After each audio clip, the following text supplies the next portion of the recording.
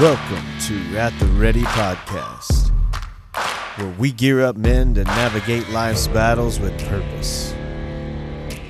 Join us as we arm ourselves with wisdom, faith, and a community of men prepared to walk this life together. Now let's get ready.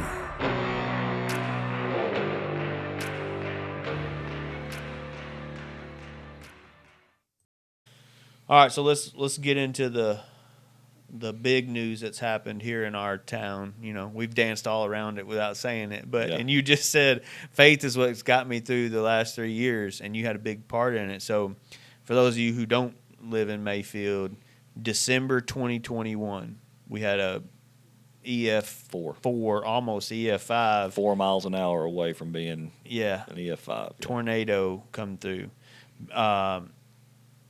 Not only was it big, but like how long it was on the ground. It was like 2 miles wide, I heard, or maybe a mile and a half. It stayed on the ground. It was the longest tornado, I guess, destruction path in the history of the state of Kentucky. 200 and something miles? I believe so, about 220 miles. I know you could get on Google Maps, the satellite, for months after, and you could zoom in, you could clearly see the line of destruction it had through there. And so that hit us December 2021. I don't remember the date. December 10th. 10th, yeah, thank you. December 10th, 2021 is a Friday night. I do know that. 9:26 p.m. Yeah, I blocked a lot of that out, but I do know it was at night, a Friday night. Me and my family, we were sitting down watching How the Grinch Stole Christmas. I vividly remember that, and we didn't even lose power. I live about 2 miles away, by the way the crow flies, away from the path of the tornado. So, I'll tell a little bit of my story that night. You tell a little bit of yours. What were you doing? What was the chief of the fire department doing when that came through? So, I guess to really get started, we're going to go back to the Sunday before. Okay. All right, so Brother Wes is preaching, and at the end of his sermon, he's like, "Hey, just so you know, there's a chance of some severe weather towards the end of the week." Right. He said, my dad, of course, that's Brother Barry Fowler. Mm-hmm. He said, he thinks he's kind of a jackleg weatherman, and he says it's going to get real bad.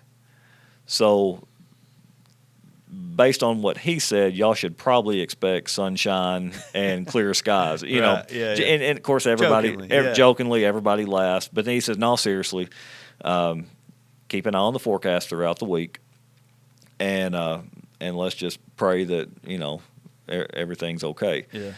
So, as the week goes, I get a National Weather Service update through email. They put out conference calls and so there was a couple of emails that came out that said basically, if things line up a certain way, Friday could get pretty sporty. Yeah. And then as Thursday and Friday roll around, the forecasts get a little more pretty certain there's going to be some severe weather. We just don't know how bad. Right. So Friday of that week, it's December 10th. It's like 73, 74 degrees outside. I remember it was crazy warm. I mean, just super warm outside. And I had checked my forecast. We were out driving. I was out driving through town, and I remember being on the bypass, and I have no idea. Well, I know why. It was the Holy Spirit. Mm-hmm. That's the only thing I can attribute it to, because typically, like my whole life, I've been the guy that when there's a severe weather warning, like I'm going to go sit out on the porch and watch the lightning show. Yeah. But with the forecast, and I'm just driving, and you just feel this weird energy, and I picked up, I called Station 1, and I said, "Hey, I know I don't normally do this, but with the forecast and us not knowing," I said, "try to get about 4 people to come in and work overtime tonight. Yeah. If we can get 3 or 4 people, don't worry about the budget. Let's just have some people here just in case. Right. And I never do that. But that day I did. Mm-hmm. And so I go back to the station. We get some people to agree to come in. And then at like 3 o'clock that afternoon, I'm out in a T-shirt washing my truck in the back of the parking lot. One of the guys comes up. He's like, "Oh, we're about to get some bad weather tonight. There's no reason for you to be washing your truck." Just joking with me. Yeah. And then the phone rings, and it's my wife. And she said, "Hey, Avery, my oldest, they were supposed to play Paducah Tillman basketball at Tillman that night. And game time, I think, was going to be at 7 o'clock. And they said, hey, they moved the game up to 5 o'clock just so they can get the game over with." I think one of my son's basketball games, they did the same thing. Yeah. Yeah, go ahead. Yeah. So I said, okay, well, I get off at 4:30, swing by here, pick me up. We'll just go straight to the game. So we drive to Paducah. We're sitting in the gym. A couple people walk by, and I don't know, everybody thinks that like I have access to like a forecast that nobody else gets, Yeah. And they're like, "Hey, Chief, what are you hearing about tonight?" Yeah. It's like, severe weather. Same thing as you. The same buddy. thing as you. I don't know, whatever Noah said, Yeah. And so we're sitting there, and everybody's watching their phone. Everybody's talking about it, asking questions. There's some things happening, I guess, down in Arkansas, and well, the refs call timeout, and I see them walk over, and they pull. At the time, Mr. Henderson, who was our superintendent, and Joe Morris, athletic director, they pulled him down, and I think Paducah's superintendent or somebody walked over, and they're having a conversation. Well, then they kind of looked up at me and said, "What are you hearing?" And they were having a conversation about whether they should stop the game or not. And I basically said, "Hey, we're in McCracken County. This is well outside of my jurisdiction. Yeah. All I'm hearing is there's a chance for severe weather right now." And so they agree to finish the game, get the game over with, and so we get in the car rather than riding the bus. Avery rode with us, and so I said, "Just take me back to the office. I want to be there just in case something happens." Yeah. And so obviously, I mean, we had to run by Chick-fil-A and get some supper before. Absolutely. I mean, that priorities, right? When you're in McCracken County somewhere, You got to go get Chick-fil-A. Got to get the Lord's chicken. Yeah. So we ran by Chick-fil-A, and about this time, it's probably 7:15. We get supper. We're back in Mayfield by 7:45, and at that time, the forecast is getting a little more intense, and so at that point, I sent them home. And I've told a lot of people like that. Thinking back, that's probably the hardest thing I did. Like knowing what could be coming, to send them home without Dad. Yeah, your protector radar is probably on fire right now. Yeah. And so, it tore me up to send them home without me. But Kelly, she's like, "Hey, I'll see you when you get home," and that's just, "I love you. I'll see you when you get home." Yeah. And so I run. I fill my truck up with fuel. I carry a chainsaw in the back of my truck. I was like, I'm going to just do all my checks, my double checks, make sure the equipment I have, just in case there's limbs down and we need to clear streets. That's what you're thinking in the moment. We're going to get some storms. We're going to maybe have to cut some limbs. Hail, we'll get some hail, some high winds. Yeah. And I'm thinking, okay, I'm going to be prepared to, if we need to get an ambulance out to somebody and we need to cut up a tree limb, which we do on a regular basis, we'll send a chase truck out with an ambulance to help get them to where they need to be. Right. And I'm just going to be ready. So I check my equipment. Everything's good. Well, 8:40, 8:50 comes around, and you start seeing what's coming up through West Tennessee. Mm-hmm. And I want to say it was maybe 5 after 9, between 9:05 and 9:10, they put Mayfield in a tornado warning. Yeah, in the direct path. Yeah, in the path, it's tracking this way. Mm-hmm.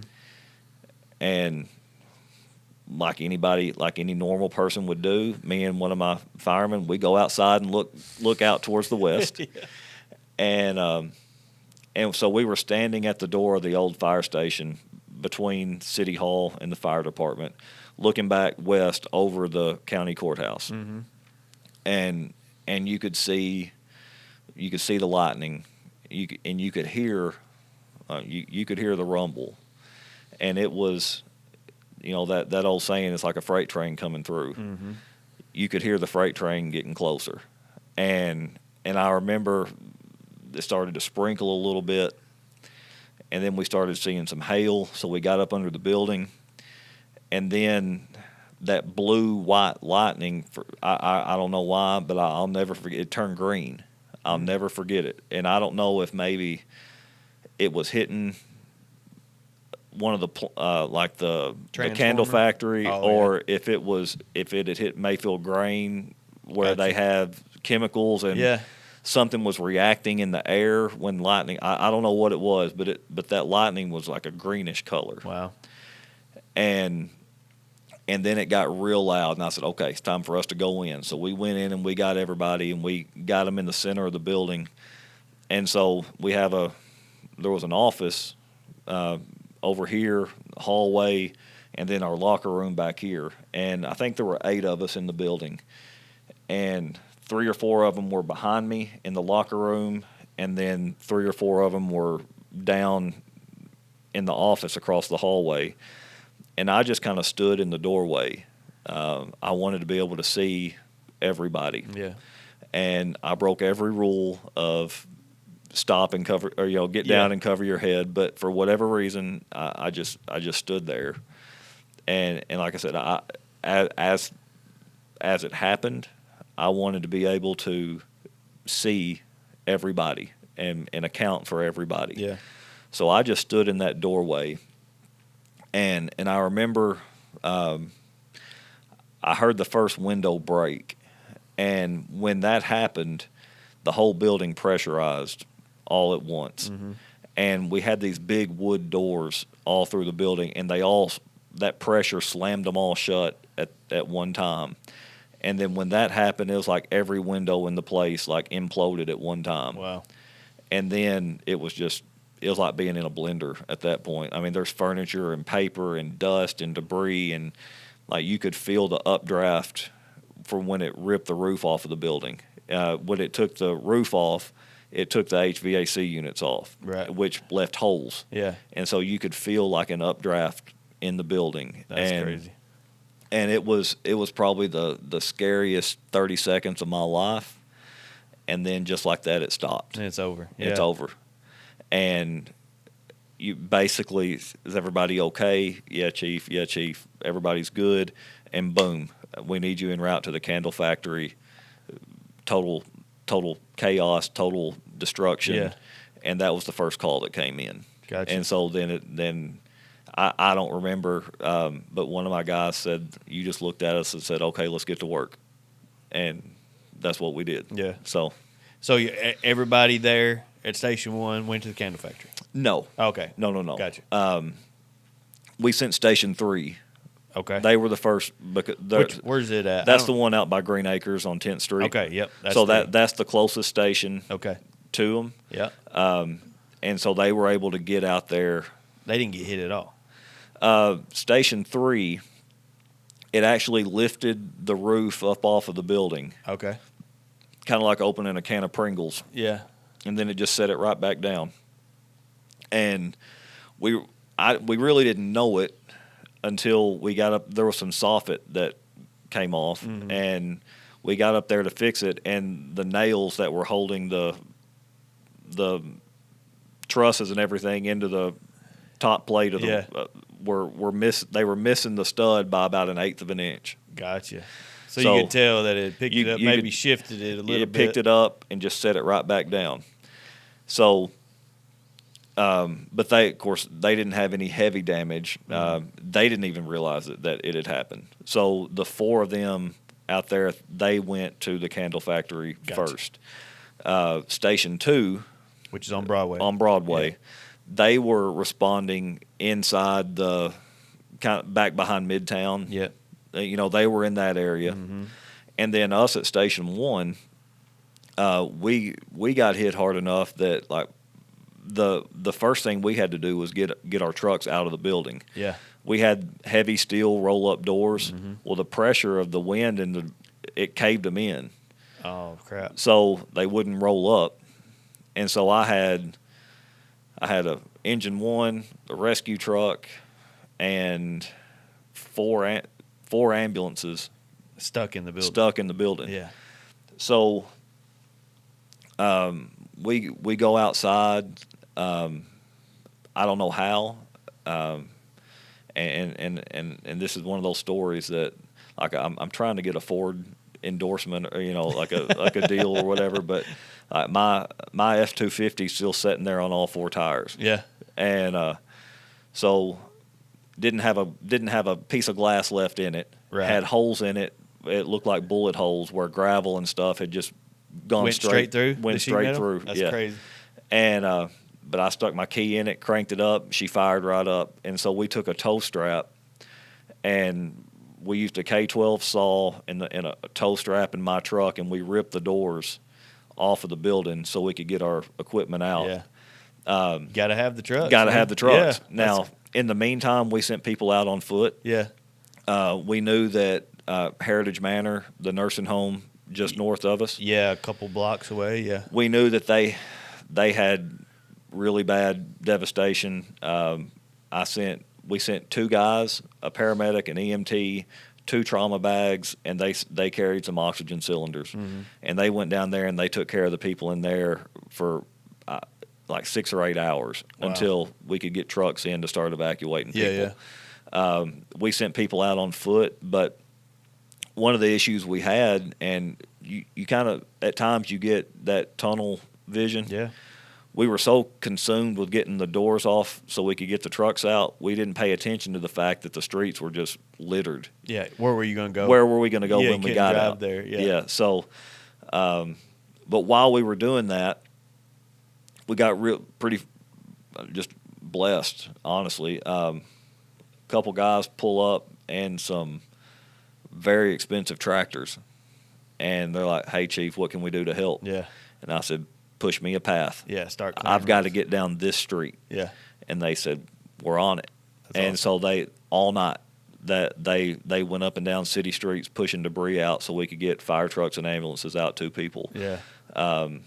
And these were just citizens that from just south good old into the boys county. That wanted to help. Yeah. Yeah. I mean, and just couldn't be more thankful for what they did that night because we couldn't have gotten to the people that we did. Yeah. So all that's going on. We've got people at the candle factory. We've got calls. We've got people trapped. We've got fires. We've got medical calls. Station 1 is basically non-functioning. Now we had a generator. So in that entire area, we're the only thing with light. So, thank goodness it was operational. Yeah. So people started walking towards us. So we had people coming in barefooted, bleeding, scared, just in their pajamas. I mean, it was almost like a scene from The Walking Dead or something. Just people started walking towards the light. Yeah. And so immediately we just emptied out the medical supplies that we kept in the station, brought them all out, and we start treating people. We bring chairs from City Hall and other buildings, and we've got people setting. So you just set up a trauma center. Yeah, we're basically just doing triage right there. And so at this point, I hadn't been more than 50 feet in any direction away from the fire station. Mm-hmm.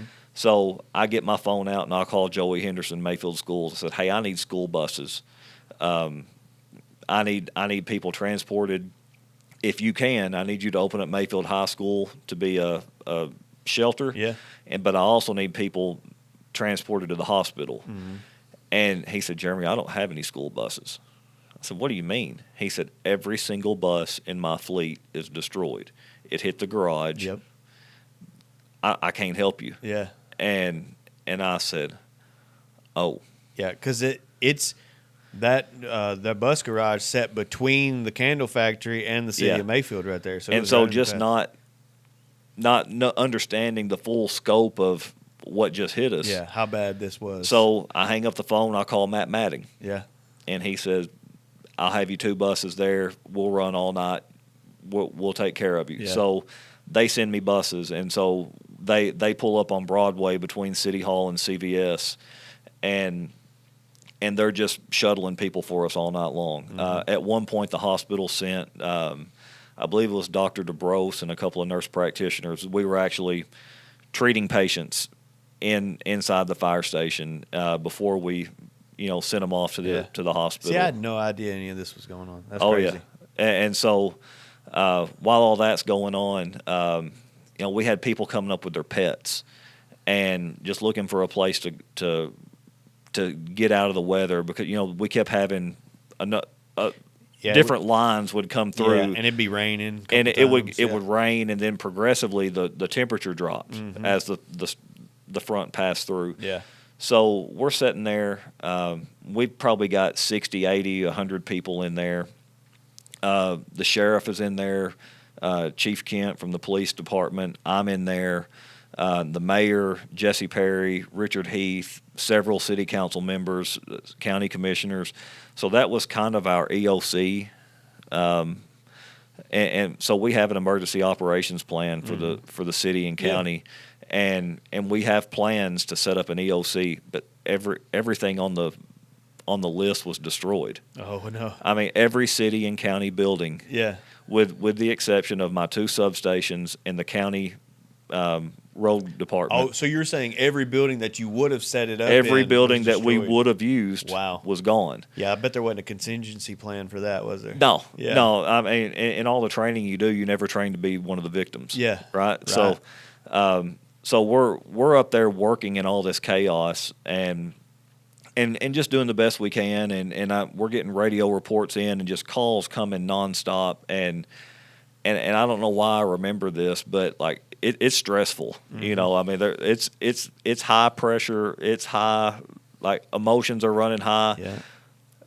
2 pit bulls come into the station, and they attack a woman who's holding like a little dog. Oh no! And so everybody goes to scare these dogs away, and I'm like, well, this is like has to be the threshold to hell.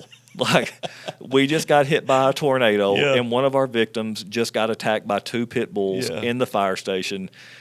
She's sitting there barefooted in her pajamas, like, how much worse can it get? Yeah, just went through one extreme trauma to think she's safe to go through another. Yeah, and I was like, what else can happen tonight? You know, but we survived the night, and I didn't really understand how bad everything was until the sun came up the next day. Yeah, we worked all night. And there was a little bit of a lull for just a few minutes. And as the sun was coming up, I was sitting there with the mayor, and I said, I got to go outside. I've got to see it. Yeah. And when I walked out, like, I didn't recognize my own city. Mm-hmm. And I'm just sitting there thinking, how will anything ever be the same? Yep. I mean, I'm thinking about, what does tomorrow at work look like? Mm-hmm. What does next month look like? The buildings that were here and the jobs that were inside those buildings, like, that's what funded my salary. Yeah. And so what's going to happen? and just how do we get past this? Yeah. So let me tell my side of the story from that night. And then we'll talk about rebuilding and how we get past. So me and my family, we're sitting down to watch. You get so many cry wolves when it comes to weather. Yep. You get jaded. You get numb to it. You know, and much like you probably are, we just thought, there may be some weather. I may have a couple limbs down in the morning. I'll have to clean up, whatever, you know. So me and my family, we're sitting down, we're watching How the Grinch Stole Christmas. And the only thing that kind of started to get us worrying about it a little bit was our phones started going off, like weather alerts. And then my wife gets a text. At the time, my wife was a deputy jailer at the jail. My wife gets a text that says something along the lines, "Are you okay?" And she's like, "I'm fine. Why?" The jail's gone or something of that nature. Right. You know, the jail got hit or whatever. And she's like, ha ha, real funny. You know, it didn't even hardly, maybe the wind blew a little bit, but as far as the path of the tornado, by the way the crow flies, we were only probably about 2 or 3 miles from it, but still, it wasn't more than a thunderstorm sounding from inside my house, you know. Right. Well, about the time she's getting these texts, my pastor calls me, and he said, "What are you doing right now?" I was like, "Nothing," you know, and he knows my military background, EMS background. He's the chaplain for the candle factory. Gotcha. And somebody maybe from there called, or we haven't even sat down and talked about the night, really. And he said, "I need somebody to go with me. Can you go?" And I'm a yes man, so I was like, I'm getting my boots on. Yeah. So I tell my wife, I'm like, she's like, "What are you doing?" I was like, "I'm going to the candle factory. Evidently, this tornado destroyed the candle factory. There's people trapped. Pastor Stephen called me. We're going." You know, so I'm putting on boots. I was smart enough to put on like durable jeans, and I think I threw on like a fleece Henley, which I'm glad I did later because you talked about the temperature going down. So I'm like, "I'll meet you there." So I jump in my truck, off I go. When I get there, I go around the bypass area and get in, like going toward the candle factory off kind of that parkway spot there. And once I get to that intersection where the railroad crossing is and the feed plant, that's as far as I can get in my truck. And I'm like, well, I know I got to get there. So I just whip off in the ditch and I just start walking up through there. While as I'm walking up through there, there's a few people there's vehicles, there's emergency responding vehicles trying to get through, but they can't because of the trees. So then there's just good old boys out there clearing a path. And I'm like, I know my pastor said he's going to the candle factory. I need to get there. So I just keep walking. And I remember getting to the John Deere dealership there. And I remember the thing that rocked me with how devastating it was. Because the trees, I mean, I've seen blown over trees. No big deal. But there was one of those probably $1 million combines, those humongous ones. And it was completely wheels up. It was completely upside down. Wheels up. And we're talking, 20 tons? Who knows how? Absolutely. Yeah. I'm like, can you imagine the force? And the building looks like it it fell like, if you know how dominoes fall, that's how the building fell. Just laid over. And that's what made it so hard. So anyways, I hook up with my pastor as I'm walking down the road. He's there. He's like, "Hey, come on this way," you know. So I start following him. And when I walked up and I saw that combine and I saw that building, my first thought was, we ain't got time to pray. We got to get to work. Yeah. And that's what I told him. He had a torn bicep at the time, so he couldn't do a lot anyways. But I looked at him and I said, "I got to go help." And he's like, "Go." So I just took off. And at the time, the only first responders that was there, because like you said, couldn't get there because of the trees, there was 3 Mayfield PD officers. David Harrison, I served with him in the military, and he's standing on the top of the pile. And I just yell up, I'm like, "Where you need me?"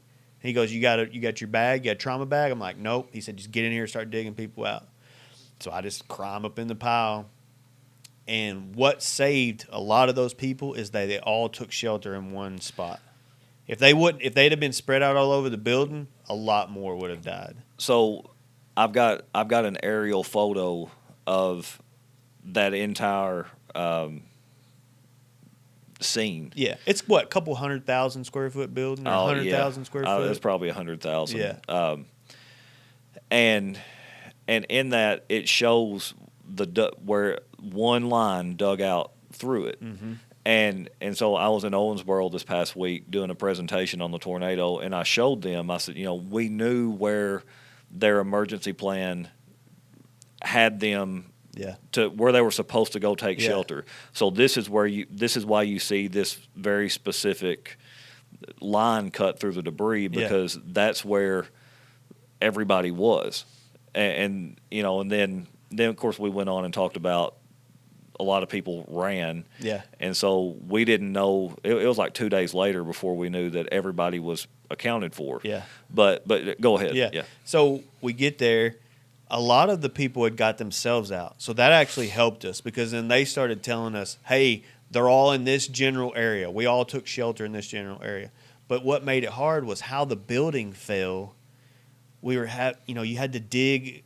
You had to cut stuff away and dig, and it was a steel building. Yeah. And so we're in there.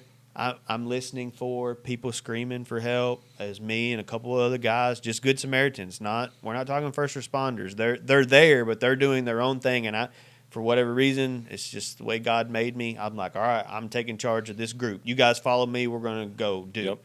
So we start trying to dig people out. We don't have any tools.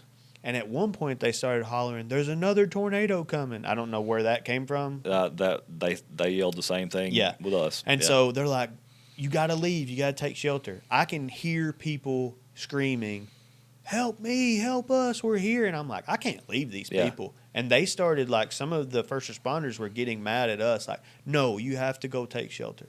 So there's a hatchery behind there. Mm-hmm. We go back there, we take shelter. I'm like, while we're here, we're going to do some good. So, like, I feel like God perfectly equipped me, because I'd done the EMS training, but I'm also a maintenance man. Right. And so I immediately find somebody that works at hatchery. I said, "Where's your crib? Where's your supply crib or your cage where you keep your tools?" He's like, "What do you need?" I'm like, "I need sawzalls. I need grinders. I need anything that can cut metal to get people out." He's like, "All right." So he takes me back there. We find it. It's all real nice Milwaukee stuff. I grab sawzalls, grinders. I'm shoving extra saw blades in my pocket. He's like, "What else do you need?" I was like, "I need, like, headlamps. You got any of those?" He starts ripping headlamps off of hard hats and stuff and giving them to me. So me, a couple other guys, I'm like, screw it. I'm not hiding in here when there's people, So we go back out. By that time, there's more people. And there was a couple other groups. I hook up with a guy that I knew was in the military with. We start working together, using the tools. I handed out some tools to some other groups, and we start getting to work. The very first guy we found was the correctional officer who passed away. Right. And it's kind of a hard story to tell, but with my wife working at the jail, I knew this guy. Yeah. Not intimately, but I knew him. And, he's unconscious, not breathing. And he was a big guy, probably 300-plus pounds. Yeah. There was a man laying next to him, and the only reason that guy survived is because the weight of the building was on the correctional officer. Yeah. And I worked on him for probably 20. I don't know. It felt like a long time. Mm-hmm. You lose track of time when you're doing that. Yeah. But I worked on him forever, and then we realized that he's gone. We're not going to bring him back. So I remember saying a quick prayer over him, and I looked at the 4 or 5 guys that were there. And I said, "There's more people. We can't focus on him. There's more people." And so I think we helped save another girl and another girl. It all kind of runs together. But then I remember we found a hole that had like a dozen people in it, and me and a couple of Mexican guys, we just started digging our way down through there. And for whatever reason, I ended up being one of the guys in the front.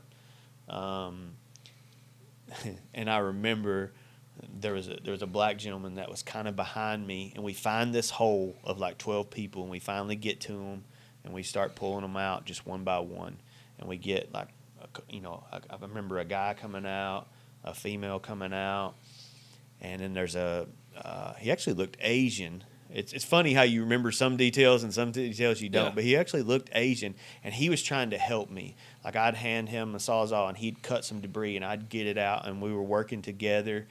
And I remember a thing that I thought was funny was, like, I'm just a civilian in there, doing what I was trained to do. And I remember turning around, and there's just like first responders galore, but none of them asked me to move. They were just like, "What do you need? Here." They I guess they saw like, he's got it under control. Just let him go to work. You can tell when somebody knows what they're doing. Yeah. And so, but there was a black guy behind me, and he kept hollering this name.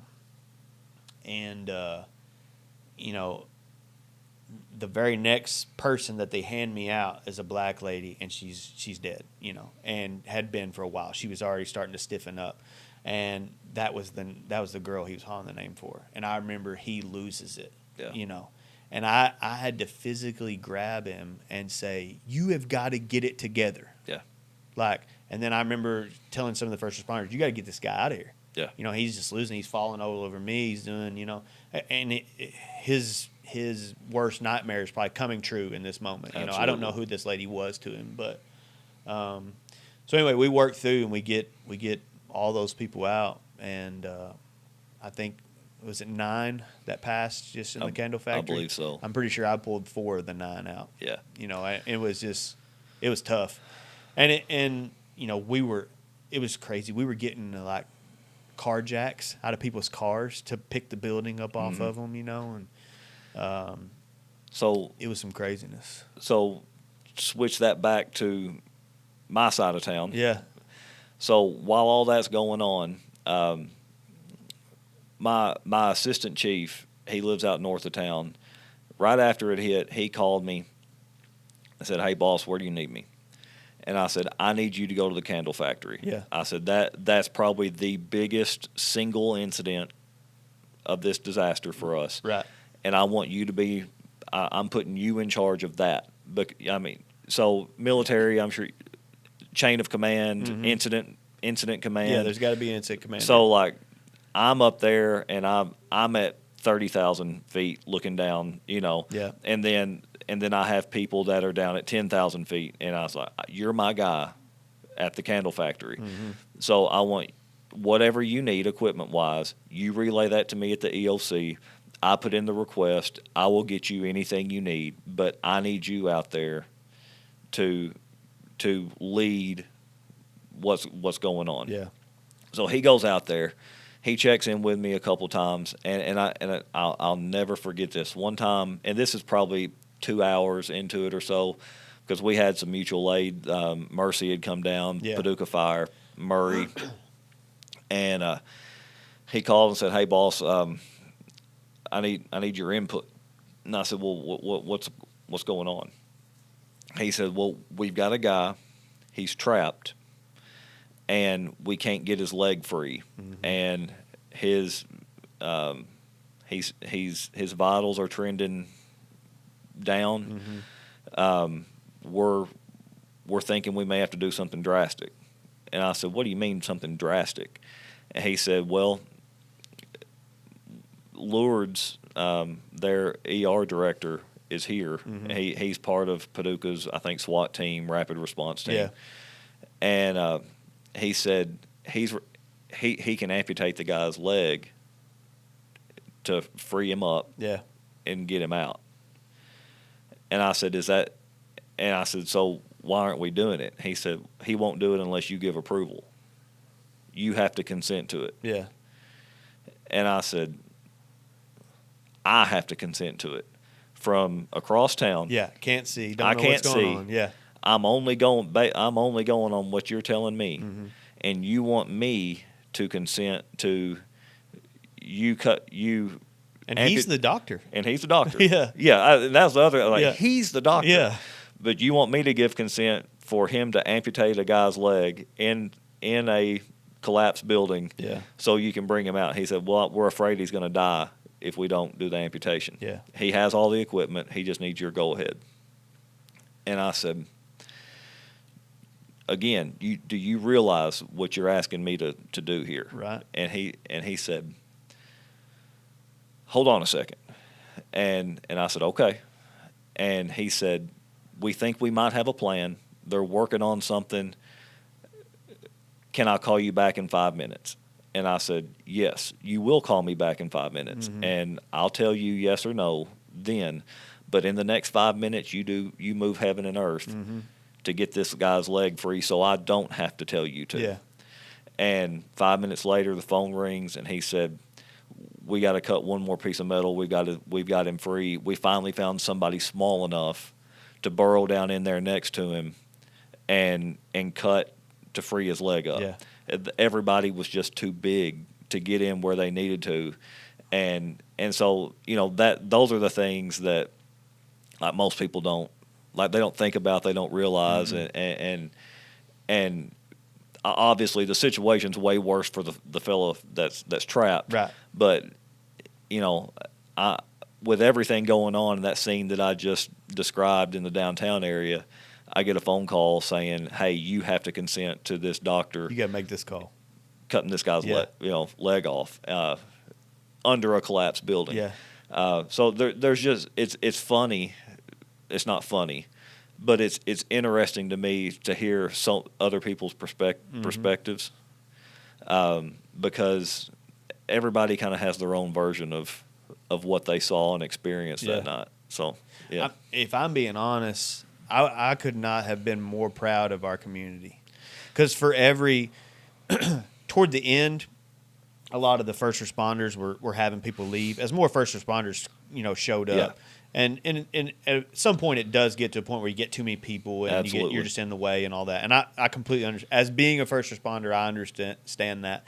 But in the beginning, before the first responders got there, it was just a bunch of civilians out there. They just showed up to help and got in there. And some of them knew what they were doing, and some of them didn't. Like one guy said, "I don't know what I can do, but I'm like, you be right by me and do what I tell you to do." Yeah. And he was like, "Yes, sir." You just muscle memory kicks in, and you just start to do. And that's who God made me to be. And I was like, all right.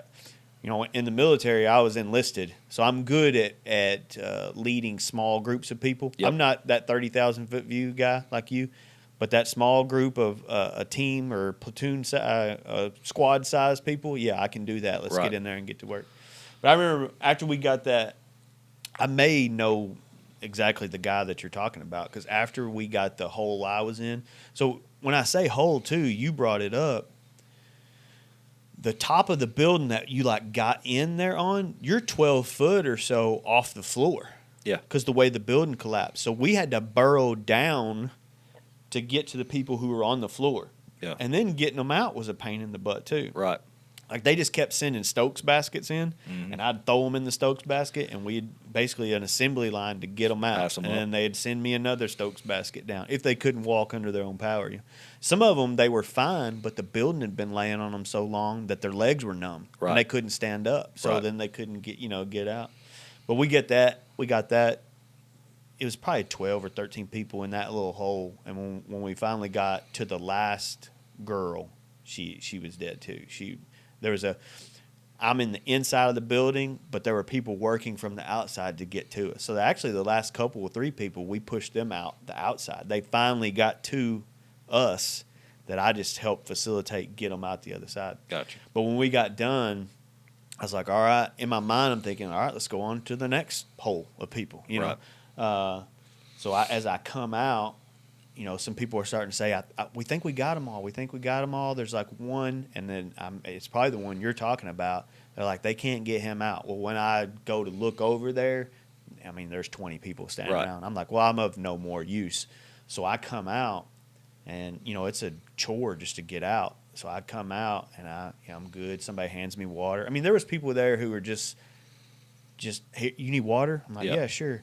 But I didn't realize this till later, but I come out, and the first person I come up to, they come up and they grab me, and they're like, you okay? I'm like, yeah, I'm fine. I was a rescuer, not a rescuee. They're like, oh, okay. I walk, a couple 20, 30 feet. Somebody else grabs me. Are you okay? I'm like, I'm fine. I was just helping, I keep doing that. Finally, I get to my pastor, and he's been on the phone the whole time, coordinating, helping get supplies, get people. And he does the same thing. He's like, you okay? I'm like, yeah, I'm good. I'm like, what time is it? And he's like, it's like 4:30 in the morning. I'm like, I've been in there 5 hours? Yeah. He's like, well, I guess so, yeah. I was like, holy cow, I don't know about my family. So unbeknownst to me, because once I got there, we talked about the rain. It was raining off and on. I had my phone. These smartphones, they're not real good with rain. I just grabbed some saran wrap that I saw in the building, wrapped my phone up in it, and shoved it back in my pocket. I never pulled it out again until I come out. Right. Well, unbeknownst to me, my wife, who works at the jail, she's got to get those inmates out. So she calls my dad to come watch my boys, and then she's gone too. So then I'm immediately starting to call her. She's not answering. my phone's dying, all these things. So my pastor's like, what are you going to do? I'm like, I got to go find my wife. I got some voicemails and some texts from her that say, hey, I'm going to work, so I don't know nothing. I leave the candle factory, go around the Parkway, come in Broadway from that side, from the Fancy Farm side. Mm-hmm. And just like you talked about, you walked out the next morning and didn't recognize your town. At some point, I'm coming down Broadway to a town I've lived in my whole life, and I have to stop and get out of my truck to see where I'm at. Yeah. Like I couldn't recognize any buildings or anything. I didn't know where I was. Yeah. I mean, I knew what road I was, but I didn't know how far down because everything's destroyed to my left and to my right. Yeah. And I was like, okay. And then I just looked up and I could see the Hall Hotel. I was like, well, I know that's where I need to go. Yeah. So I just started going that way. And then like you talked about Good Samaritans with a tractor, Colt Haley. He's out there just clearing the road with a tractor. I'm like, yeah, that's who showed up tonight. Yeah. It was Peanut and him. Yeah. And he goes, man, you don't want to go that way. I'm like, I got to. My wife's that way. He's like, all right, stay in the middle of the road. He's like, because of debris and nails.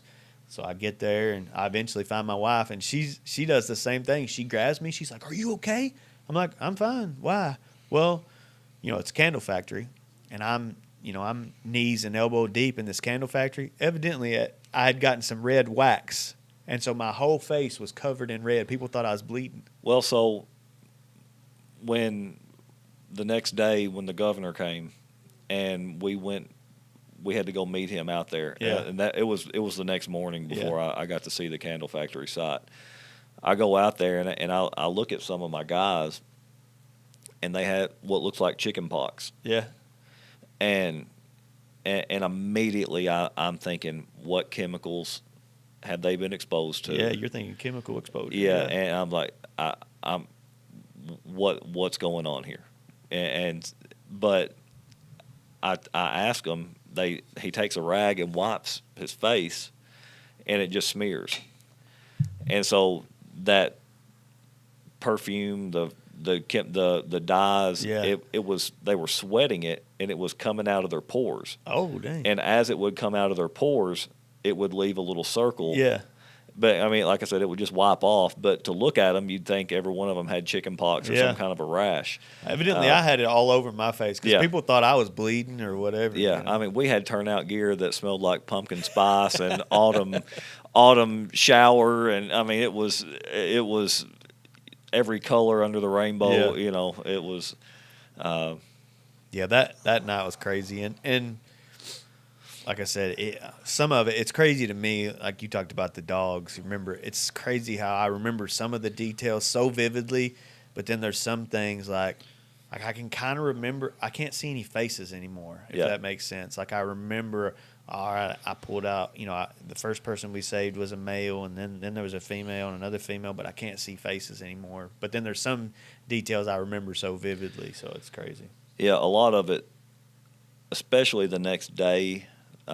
Like I remember a lot about probably the first 2 to 3 hours, and then it gets a little blurry. In a lot of the daytime hours, the next day, all runs together. It's kind of lost to me. Mm-hmm. And then I remember getting to go home and see Kelly and the kids. Mm-hmm. But there's a lot of it that's kind of fuzzy. Yeah. That was when the emotion of it all hit me, is when I got home. Yeah. So the first thing I did, I got home, then we didn't have power. We had power when I left, but when we come back, I didn't have power. Luckily, I'm on city water, so I was able to take a shower. And the headlamp that I got from old boy at the hatchery still had power. I wore it around my neck all night. I would like to know the brand. I probably already thrown it away, but that headlamp lasted me all night. Really? And I hung that on my shower head to take a shower when I got back. And it was still bright. But I remember after coming out of the shower, then sitting on the bed with my wife, and that's when the emotion of it, caught up with me. She started asking me, like, what did you do? And I couldn't even hardly tell her, you know, because it all caught up to me. Yeah, I mean, just some of the things that, there was a child that had passed away that you couldn't get to the hospital from City Hall, so they just had to put the kid in a room, and the coroner couldn't get to us and there's just all these people trapped, and hearing people yell and scream and cry, and like some of those things, I don't know if they'll ever. Yeah. I don't know if I'll ever forget them. Yeah. One of the things I remember vividly that sucked really bad was when I got to my wife. She was just a couple blocks away from the court square, and there was her and like 3 or 4 other deputy jailers. And when they found out I was at the candle factory, the first thing they said is, we had a deputy there with some inmates. And I had to tell them. Yeah. It probably wasn't my place, but I also didn't want to lie to Didn't them. want to lie. I had to tell them he Yeah. didn't make it. And they're like, how do you know? I'm like, because I was the one who worked on him. He was the first person I found. You know? And that was rough, Yeah. But, the thing that, one of the positives of that night was I've never been more proud of my community. Yeah. Just seeing people gather together, step up. I mean, it didn't matter who you were or where you came from. Yeah, I mean there was no rich or poor. Mm-hmm. There was no black, white, nope. Hispanic. There was only people from our community helping people from our community. People. Yeah, it was just people. Yeah, it was encouraging. And so now we're almost on the 3-year anniversary, and now we're going through rebuilding process. Yeah. We're already at 2 hours into this thing. Okay. So let's sum this up pretty quick of where we are now, So from a rebuild standpoint, I think a lot of our challenge is directly related to the economy and inflation. Yeah. I know I can give very specific numbers just on the fire station, but if you're a business owner that owned a business downtown and your building, let's say it was insured at $300,000, insurance writes you a check, you have to pay $50,000 to $60,000 to have the lot cleared, mm-hmm. and then to rebuild it, it's going to be $480,000. Yeah. What do you do? What do you do? Yeah. Are you willing to go nearly $200,000 in debt again? Yeah. On this business, or do you wait to see if maybe the economic conditions cool a little bit? The first time we bid out my fire station, it came back right at $600 a square foot. Now, this is a building that had polished concrete floors. Mm-hmm. Nothing fancy. Right. Fire station, half of it's a garage. Yeah. It's an 8-bay garage, and then office area, living quarters up above it. Right. And it came back at $600 a square foot. That's crazy. And so I think that's been a major that's had a major impact on our recovery. A lot of people think, well, where's all the money? As far as this, from the city of Mayfield, we haven't received a lot of money. Politicians come in and make big promises. They make big promises. Yep. Then FEMA comes in and tries to figure out how not to keep the promises. Right. They claim they're here to help, but that's really not. They create so many layers of red tape and hoops that you have to jump through. Yeah. A lot of people just end up giving up. Yeah. And then from our standpoint, we have to spend the money, and then they reimburse us. Mm. So, we have to rebuild City Hall, police station, fire station, entire public works campus. We had vehicles. A lot of our vehicles were destroyed from our fleets. A lot of our heavy equipment from public works was damaged pretty bad. So, like my fire station was, I think insurance was a little less than $3 million. To rebuild it was going to be like $7 million or $6.5 million. Golly. And then we were, the state's been really good, and they said, well, let's rebuild for the future. Mm-hmm. So we broke ground this past Monday on a $10.5 million project to build a new fire station. Yeah. So, but that's money coming from the state, not from the federal government. Yeah. So, It's been difficult. My groundbreaking was 1,013 days after the tornado. Yeah. That's how long it's taken us as a city to have the means to do it. Yeah. And actually, we still don't have the money. Yeah. We're just hoping that they get it to us before Yeah. the first payments due. We're hoping they come through. Yeah, but if you think about it, in that same amount of time, just right out here, Samaritan's Purse, they bought 70 acres. Built 60 homes. They built a subdivision. Yeah. They built streets. Yeah. They put in sewer. They put in water. Mm-hmm. They built a subdivision and then built 60 homes in it. Yeah. In the amount of time it took the city to break ground on a fire station. Yeah. Just the red tape and the bureaucracy behind it's it. the bureaucracy and the red tape, and I work for the government, but government's pretty inefficient. Mm-hmm.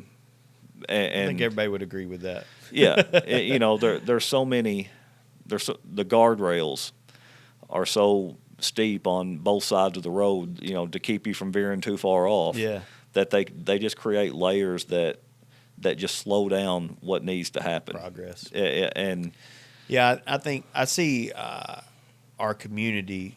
I think a lot of people understand, but we do see some people get frustrated absolutely. with the pace of rebuilding, and I understand it too. No, you won't find anybody any more frustrated than me. Yeah. I can promise you that. Yeah. And it's not by anybody locally's doing that it's been a slow progress. I mean, I can tell you, it's been a couple years ago, and we were in a meeting, and FEMA, they were just saying, well, you would qualify for this, but if the tornado was an EF5 and not an EF4, you would have qualified to have this funding, but you missed it by 4 miles an hour, and just every question we would ask, there was always an excuse why we didn't qualify for something, and it was right at the same time when all the Ukrainian war was kind of fresh and in the news. Yeah. And at one point I just said, on all of our uniforms we have an American flag on the shoulder. I said, if I rip this flag off and sewed a Ukrainian flag on, you'd be parachuting pallets of money into Mayfield, Kentucky right now. We could get $1 billion. I mean, I think they were saying at the time that the U.S. was spending like $230 million a day over there, and like they're saying that they're not wanting to help fund rebuilding a fire station. Yeah, and I'm like, what is wrong with this conversation? Yeah, when we'll just blindly throw money to foreign countries half a world away.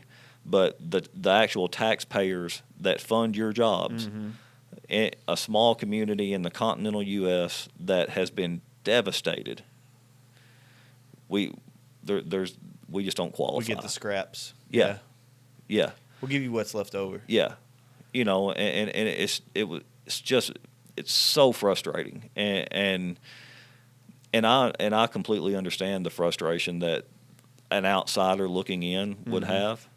But it's government. Yeah. I mean, that's because if you look at in the same amount of time, we talked about the Hope Initiative, not the Hope Initiative, but Samaritan's Purse. Hope Initiative. Hope Initiative has done the same thing. They've built 1, 2, 3 little basically blocks or developments there. 48 homes, maybe looking at 54 by the time they're all said and done, somewhere in that 50 to 60 mark. Yep. Samaritan's Purse built 60, all in the same amount of time. That have we built any government buildings back? We've started on so the Public Works building is almost done. Yeah. Now it's a steel building, and it's out by the John Deere dealership. It's out 45. Gotcha. Yeah. So it doesn't get a lot of attention. Right. But it's work has been going on it for the last probably a year or so. Yeah. And it's definitely going to be the first city building that's done. Yeah. But we still don't have a fire station. We don't have a city hall. We don't have a police department. Yep. We're still all in temporary buildings. Yeah. Now, my temporary station out there on the bypass, you've probably driven by and seen it. Yeah. That was a FEMA project. That's a $3.5 million tent that you're looking at out there, but it qualified under the FEMA program. I heard it had to be temporary, though. It had to be temporary. Yeah. So we were at the health department in the back of that building, and we just really needed a place to house our trucks. Yeah.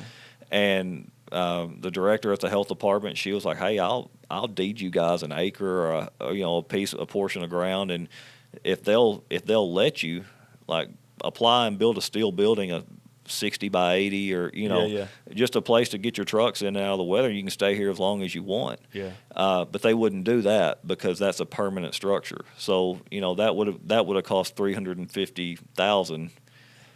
But it's okay to spend. But we can't do that. But we'll do the $3.5 million. And that's got government written all over it. It does. It makes no sense whatsoever. It does. It's fiscally unresponsible. And it would drive me bonkers to be in your position and have to make that decision. Like, I would have to look at some bureaucrat and say, what sense does this make? I did. I mean, we asked that question. We're like, why? We have a simpler, more cost-effective, well, that's a permanent structure, and FEMA doesn't fund permanent structures. We're like, okay. I can make it unpermanent. I can go take that building right back down. But see, that temporary building has a 50-year warranty on it. Oh, yeah. So it could. When y'all's fire station's done, it can be used for something else. But somebody got in on a contract and got it labeled as a temporary, and so those are put up at military installations. Yeah. Oh, as soon as I saw it going up, recognized I was like, I've seen several of those before. Yeah. So it's been a learning experience. We'll just say that. And it's been a challenge, and it's been really hard to maintain an optimistic attitude at times. But again, that's when faith, family, friends, and fitness, like, those are the things that have. And coffee. Yeah. and those are the things that have kind of kept me sane through all this. Yeah. There are times when I've been sitting at my desk and like, I got to go to the gym. Yeah. I've got to go pick up something heavy a bunch of times or I'm going to have a come apart sitting here, And then the same thing is like, I've got to go sit in my truck away from people, and I've got to talk to God. Mm-hmm. Like, I've got to pray. And so I was telling our youth pastor one time, like, I've learned kind of a little more of like praying without ceasing, because it's like you get in the vehicle and you're driving from one side of town to the other, and the entire time you're just talking to God about, just venting, asking, all the things. Yeah. And it's like every time I get a chance, I'm going to talk to God a little bit, and so it got really hard at times to sit down and carve out prayer time. Yeah. But at the same time, like, if you added up all the 30 or 40 times a day that I prayed as I'm sitting behind the steering wheel. You've had to yell at God even. Yeah, well, sometimes. just begging, asking for some patience, or I tell people all the time, talking about prayer and talking to God and stuff, and I've had people come at me and be like, I'm just frustrated with this and that, and I just want to yell at God or be angry at God. I'm like, go ahead, He can handle it, and you'd be surprised at how you'll feel better. And usually what it is it's us bending our will to His. Absolutely. Through prayer. That's what prayer does. It's not that we're rubbing the lamp and the genie's doing whatever we say. Most of the time what it is that, we're bending our will to His. But He can take that. Yeah. He can take your frustration and your pleading and your whatever the things you're going through. So I can imagine in these past almost 3 years you've had to do a lot of that. I don't. In this instance, I don't envy your position none whatsoever. Well, and I'm not in it by myself, Bob. But it's been tough. Mm-hmm. It's been tough. I will say though, we're starting to see some progress now. Yeah. In the city, and A lot of things in the first year or so are, clean up, and then I almost feel like we saw a lot of cleanup early on, people just getting in there and getting it looking presentable, and then you got a bunch of just concrete foundations, a bunch of vacant lots, and then there was a lull there where it seemed like nothing is getting done. That's when people start asking the questions of, well, where's the money, or what's taking so long, or whatever. And even some people, on social media, everybody's got a voice. Some of them are worried about this thing, this business or where this was, and like you said, it's like that was private. It was a private business, and this person has chosen not to rebuild. What do you want us to do about it? Right. It's their land. They can do what they want with it. Yeah, I mean, as far you can only you can create incentives, which we did. Yeah, you can assist people. A lot of people don't realize, but there were people that had applications to fill out to get assistance from FEMA. Mm-hmm. The application was like 47 pages long. Holy cow! Now, so my code enforcement guys, they work under me at the fire department. We weren't writing citations for tall grass during this time. Yeah. But some of the things they did do, for the majority of those people, we filled out 45 of the 47 pages of their application. That's awesome. And they only had to do, provide their insurance and sign pages 46 and 47. Yeah. We found new roles for some of our people. Yeah. And every one of them were assistance roles. Like, what can we do? Because, I mean, in the end, if you help somebody get their house demoed and a new house built, you're helping them, but you're also helping the neighborhood, and you're helping the community. Yeah, yeah. And so, I mean, a lot of those things weren't talked about. Everybody's, well, what's the city doing? What's the city doing? Well, honestly, we're applying for assistance just like everybody else is. Yeah. We're jumping through the hoops, and we're begging and borrowing and having other cities lend us equipment and working out of health departments and Atmos Energy and the city clerk's office is not in City Hall. Mm-hmm. It's in a strip mall now. And so it's that part of it. And there's some people I think that are just never going to be satisfied. Some people, some people just aren't going to like government. Right. And I think it's good to have a healthy distrust of government. Yeah, I agree. I do. Yeah. But I think it's kind of walk a mile in another man's shoes. Mm-hmm. It hadn't been easy. Yeah. And so one of the things that typically happens in disasters like this, and we were fortunate that our pastor that's with us now, he just came to us in 2019, and then the tornado hit in 2021. But he came from Houston and went through Hurricane Harvey, I think it was, the big one they had. So he had experience in dealing with natural disasters and the after effect. So he was already preparing us. He was like, hey, in the beginning, we're going to get a lot of media. We're going to get a lot of support, and I say that with quotes if you're not watching. We're going to get a lot of media. We're going to get a lot of support. We're going to get a lot of eyes. We're going to get a lot of talk about how everybody's going to help us. And then in about 3 weeks, all those people are going to leave, and we're going to be left to fend for ourselves. Yep. And we were like, well, yeah, sure, we'll see. And we had the Today Show came at our church. We set our church up as like a supply hub, and we were giving out Mercy Chefs came and set up. They were making meals. Today Show came and gave a check. Walmart come and we just had all kinds of stuff, and I was like, this is great. This is never going to end. They're going to take care of us, and before we know it, in the blink of an eye, our town's going to be back to normal. Nope.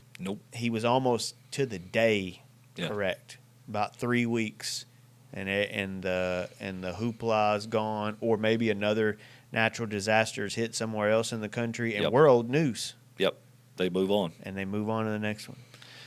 So, kind of along those same lines, I don't love public speaking. Mm-hmm. I definitely don't love being in front of a camera. That's not where I'm comfortable. And one day, I was driving down 8th Street, and I saw Wes Fowler standing out in front of the church. Mm-hmm. I stopped, went out, asked him how he was doing, gave him a hug, and he said, "What are you up to?" And I said, "Well," "Mayor called, and we got. I don't want to, but I've got CNN's down there wanting us to do an interview, and I guess I'm going to have to do that." And he said, "Yes, you're going to go do that." And I just kind of looked at him funny. He said, "We have to tell the story of Mayfield to as many people as possible. Yeah. Because if we're going to get the assistance our citizens need, the world has to know. Yeah. And the world only knows if we stand in front of these cameras talking to anchors and networks that we don't like, or, whoever will hear. Yeah. If they ask you to sit in front of a camera and give an interview, you do it and do the best you can, and just try to represent your community and tell our story of the citizens that need assistance, and we'll see money flow in." Yeah. And so that checked me up a little bit. Yeah, I bet. And because that was, they wanted to do all their interviews at 5:00 in the morning. Yeah. So the night I came home, I'd worked two consecutive nights. Hadn't slept. Finally got to go home, hugged the kids, spent some time with them, laid down at like 11 o'clock, and the mayor had texted me. She was like, "Oh, CNN wants to interview us. They need you there at 4:45 a.m. for their morning show." And I was like, "Haven't slept in 2 days." Yeah, that's gonna be great. Yeah. Yeah. So I'll be right there. yeah, I'll get my 2.5 hours of sleep, and I'll see you there. I remember our pastor did several interviews, and along the same lines of, he was just to get the word out. Yeah. Yeah. And he was always trying to, even in disaster, he's always trying to get the gospel out there. Right. Every chance he got, and a lot of times they edited it out, but he was going to try anyways. He was going to try. I admired him so much about doing that. If there was a camera in front of him, he's like, "Hey, God's giving me this opportunity. I'm gonna support our community, ask for help. I'm gonna talk about Jesus, Proclaim Jesus." Yep, That's right. And he did every time. I was like, "You go, man. That's what it's all about." Man, we had some good talks. 2.5 hours. But I think it was good stuff. I'm hoping a lot of people in our community will listen, and they'll get to at least hear about walking a mile in your shoes, and kind of know this is what we've been working. Yeah. Don't think we hadn't been working, but while doing that, we're still walking out our faith and loving on our family and friends, and trying as hard as I can. Trying as hard as you can. Yeah. And if I'm being honest, Jeremy, you are a pillar of our community. I appreciate what you do. You probably don't get enough money, for sure. You probably don't get enough respect or adoration for what you do, but I appreciate you. Well, I appreciate it, and I get it's hard. That's not how I see me. Yeah. This is the job that the Lord blessed me with. Yeah. And these are the circumstances that I've been handed. Mm-hmm. And so I'm going to try to do all I can with being fueled by the Holy Spirit, Caffeine and the Holy Spirit. Caffeine and the Holy Spirit, yeah. And that's I appreciate the kind words, and yeah, it's just it's been hurtful at times, because you when you hear people kind of throw derogatory comments towards the city, like, I work for the city. Yeah. Or or your wife comes home and they're like, well, they're talking at the city about, or they've been talking at work about how somebody at the city stole money. Yeah. I'm like, if you only knew how hard, it's near impossible to steal money from the city. I mean, I wouldn't even know how. Yeah. And sometimes you think the entire city's they're against you. Yeah. And then sometimes you feel the support. It's just a back and forth type thing. But prayer. Just keep praying for our community, and that's everybody listening. Pray for our community. Pray for the leaders in our community, the elected officials, and all the people that are working hard. Pray for the pastors. I mean, everything has changed for everybody. Yeah.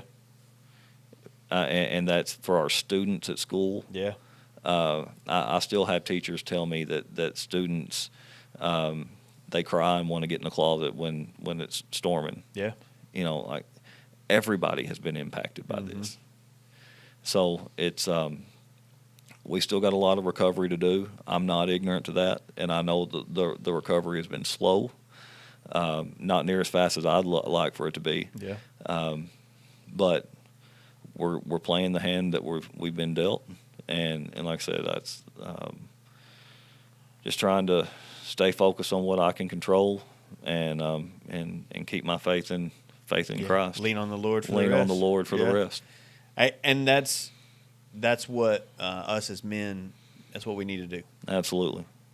We need to step in the role that He's called us to be. We need to do all that we can do. We need to lean on the Lord. Well, we need to lean on His strength to do what He's called us to do. But then what's beyond us, we give over to Him. I firmly believe that godly men can lead this country back in the right direction. But we need godly men to stand up and be godly men everywhere. Agreed. Everywhere. Yeah. And we talked before we really started the show. Me and you were talking. We are starting to see. I'm starting to see some more men stepping up. You said you started to see, and you just read that article on Fox about how we're starting to see more young men enter the church. We're coming out of a phase where really women were having to step up and take on leadership in the church because the men weren't doing it. Yeah.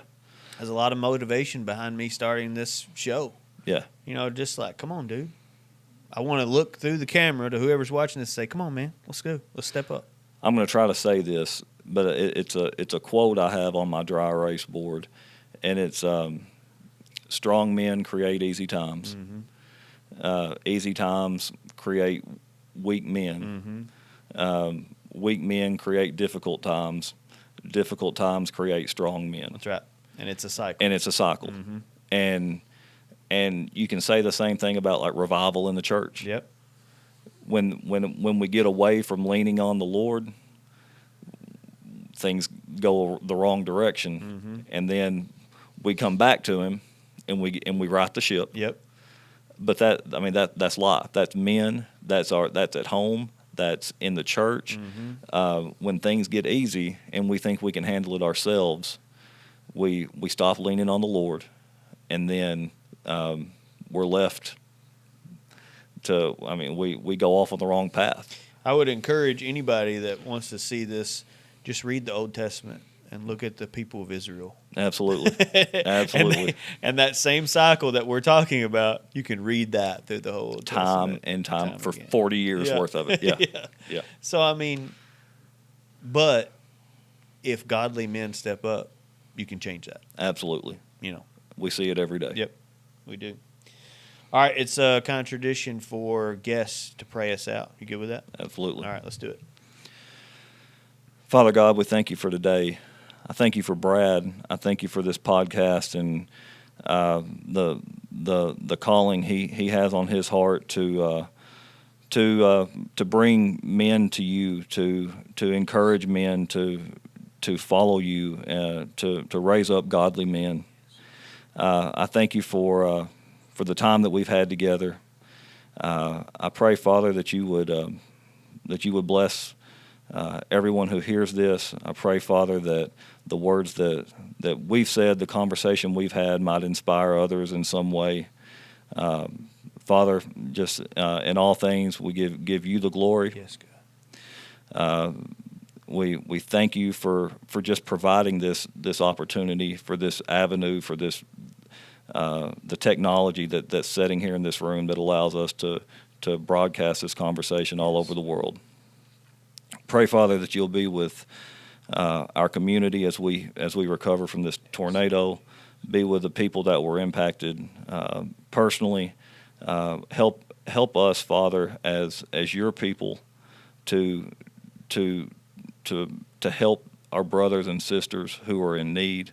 Help us to seek out opportunities to serve others, and help us, Father, to serve each of them with a servant's heart and doing it all to your glory, Father. Yes. Forgive us, Father, of our many sins. Go with us, be with us, protect us, give us strength. And again, Father, all praise and honor to you. In Christ's name we pray. Amen. Amen. All right. Thanks, man, so much for coming on the show. Hey, it's been an honor. Yeah. Appreciate you having me. Until next time, stay ready.